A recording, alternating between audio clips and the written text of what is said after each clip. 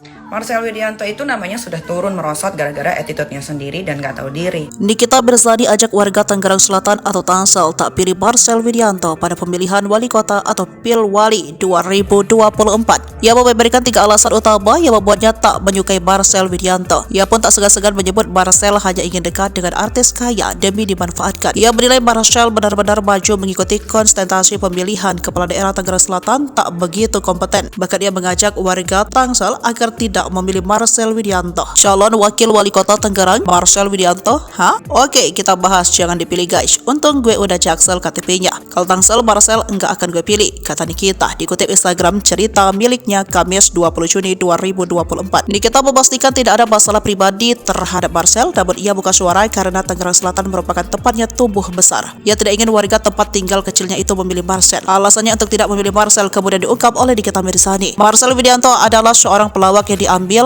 sama Bang Denny Cagur, yang akhirnya Bang Denny Cagur dikhianati oleh yang namanya Marcel Widianto, ujar Nikita Mirzani. Kemudian Nikita Mirzani mengklaim Marcel merupakan sosok public figure yang dianggap tidak tepat waktu, begitupun latar belakangnya sebagai seorang yang kerap menuai settingan. Kedua, dia itu tidak pernah on time dalam pekerjaan dan pokoknya dia pekerjaan tidak bagus. Akhirnya makanya dia sudah tidak dipanggil stasiun televisi manapun karena attitude yang tidak bagus dan tidak baik, ujar Nikmir biasa disapa. Ketiga, dia raja gimikan dan settingan. Masa sih warga Tangsel mau dipimpin sama wakil wali kota yang raja gimmick dan settingan sambungnya. Dengan video ini diunggah, kita berharap Partai Gerindra bisa mengusung nama lain dalam kadernya untuk menjadi wakil wali kota Tangerang Selatan. Namun demikian, kesempatan Marcel untuk menjadi wakil wali kota menurut Nikita Mirzani bisa didapat setelah sang komika belajar banyak ikon dunia politik.